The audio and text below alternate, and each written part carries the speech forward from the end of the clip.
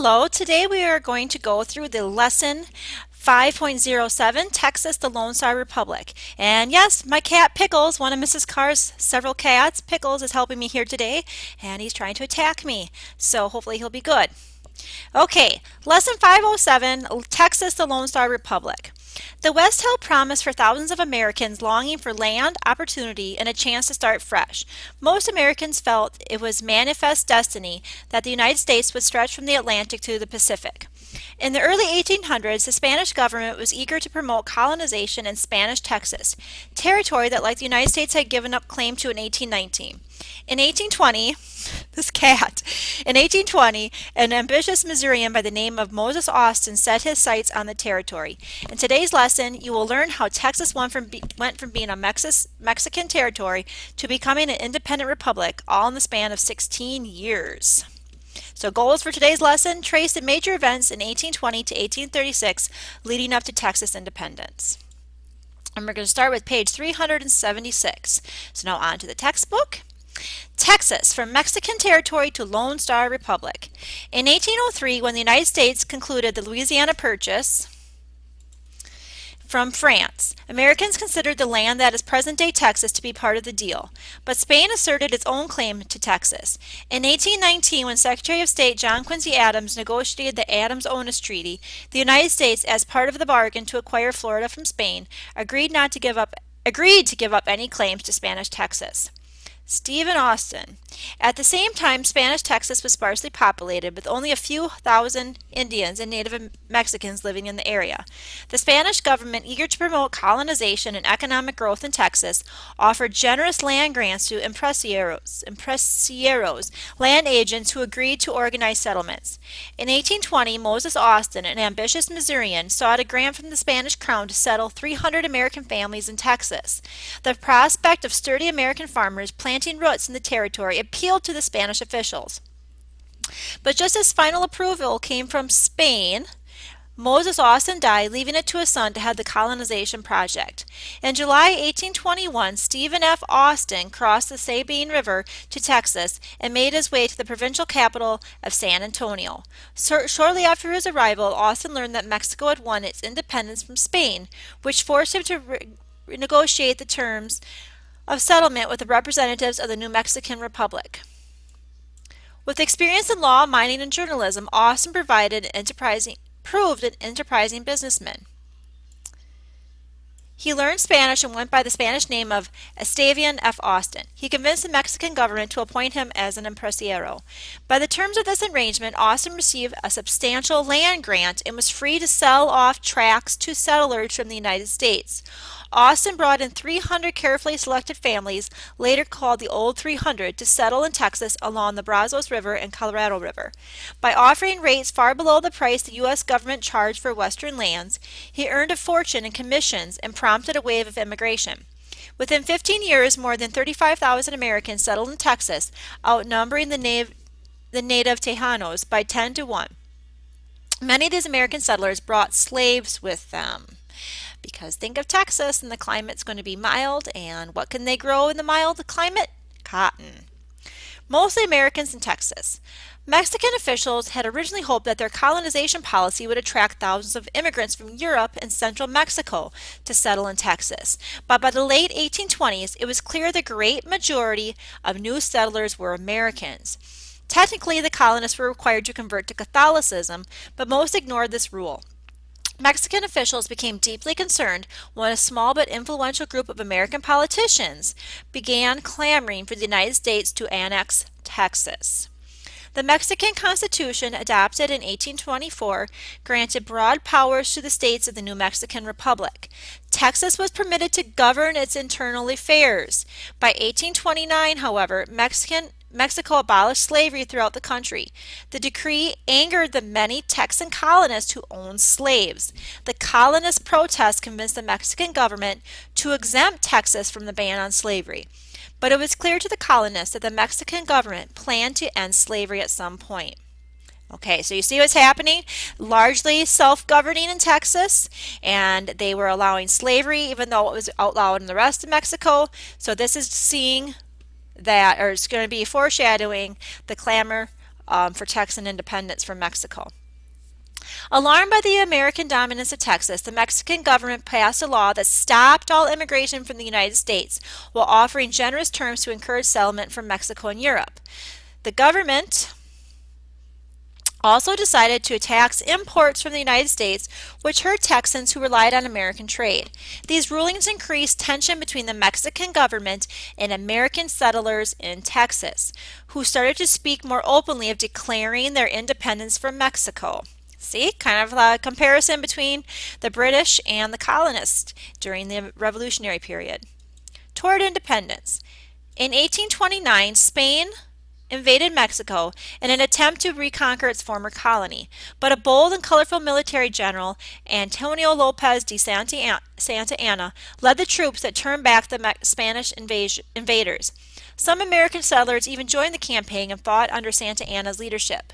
After Mexico repelled the Spanish invasion, Santa Anna, a national hero, was elected the country's president in 1833. He proceeded to suspend the country's constitution and established himself as a dictator. Texans, who were mostly Americans, resisted Santa Anna's autocratic rule. They were alarmed by the dictator's brutal suppression of dissent in nearby Coahuila and were unwilling to pay new taxes to the central government.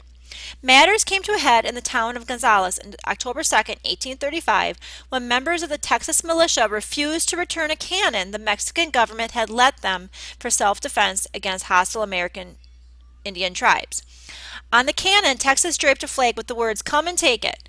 Mexican troops tried to do just that, but the Texans turned them back. The small battle, soon dubbed the Lexington of Texas, is considered by some the first battle of the Texas Revolution. Lexington of Texas, that's referring to the Battle of Lexington, which began the American Revolution. In November 1835, the leaders of Texas gathered with the stated goal of restoring their rights under Mexico's Constitution. They stopped short of declaring independence, but did adopt a declaration of causes for taking up arms against Mexico. They pledged continued allegiance to Mexico so long as the nation is governed by the Constitution and laws. Despite these apparently peaceful words, the Texans were well on their way to a full-scale war for independence. Battle at the Alamo.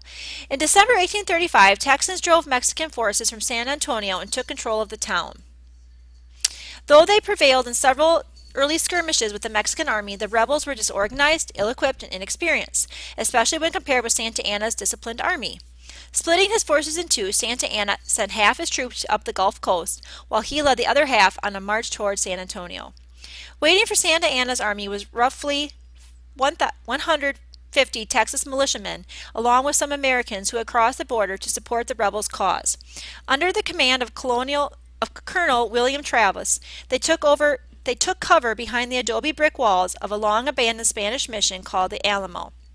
About 30 more volunteers arrived later. Among the defenders at the Alamo was Davy Crockett.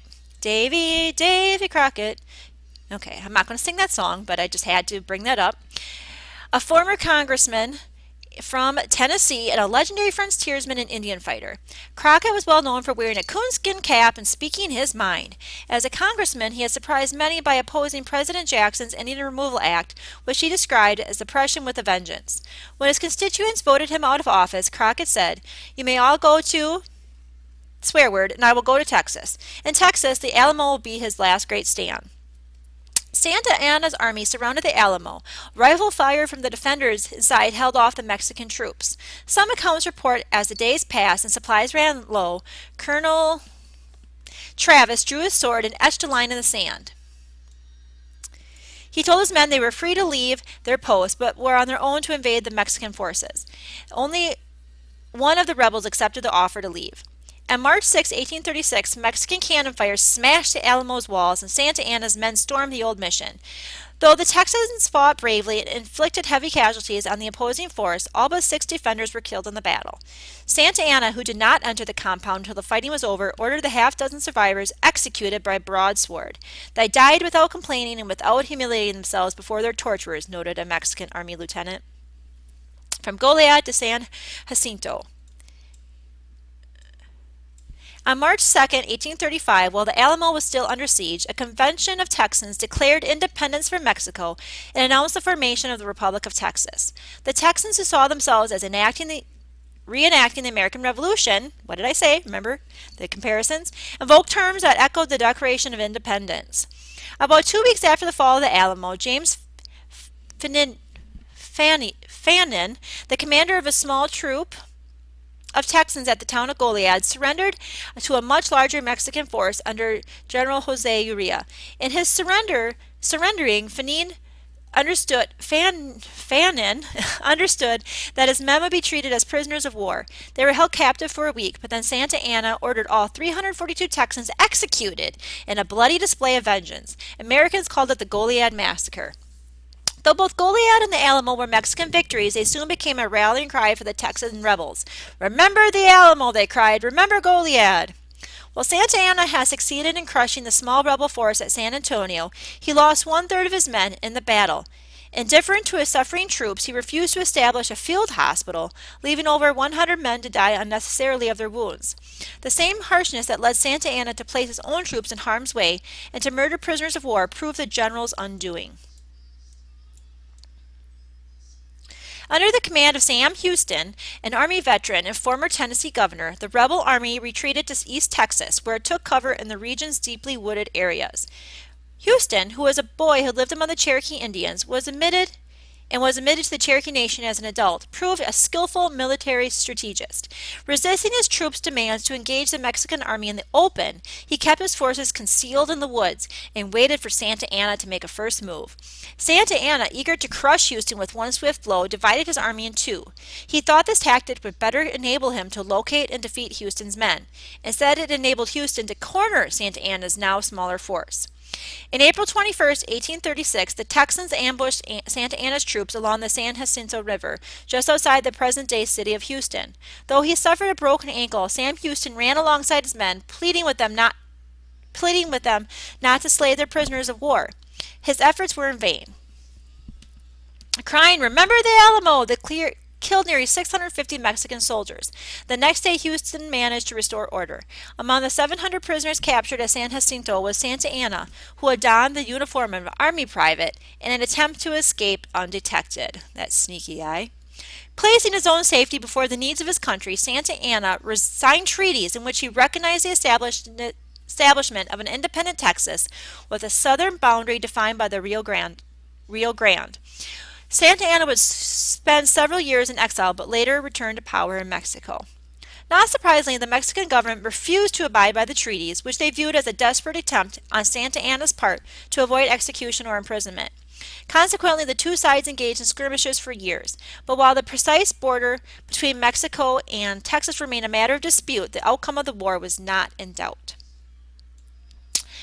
The Lone Star Republic. In October 1836, Sam Houston was elected president of the Republic of Texas. The country's flag gave rise to its long-lived nickname, the Lone Star Republic. From the moment of its independence, many American settlers and politicians were eager to make the Republic of Texas one of the United States states. Not everyone agreed. While Southerners hoped that Texas would add a new slaveholding state to the Union, most Northerners opposed annexation for the same reason. The debate also split among party lines. Many Whigs agreed with Henry Clay that it was much more important that we should unite, harmonize, and improve what we have than attempt to acquire more. Most Texans supported annexation. Even as he assumed the presidency of a free republic, Sam Houston promised to make every exertion to the effect annexation with the least possible delay. But President Andrew Jackson was reluctant to press the issue. With Santa Anna in exile, the new Mexican government refused to recognize Texan independence. Jackson knew that any attempt to annex Texas would likely prompt a war between the United States and Mexico, and he was determined to avoid any such conflict. In 1837, just before he handed the presidency to Martin Van Buren, Jackson formally recognized the independent Republic of Texas, but for the moment, efforts to annex Texas were put on hold. Between 1836 and 1845, the population of the Lone Star Republic expanded by 75,000. The Republic's total population of 125,000 inhabitants included approximately 27 100,000 slaves. With the rapid growth of the South's cotton economy, Texas prospered in its brief period of independence. And we will finish the lesson in the next video.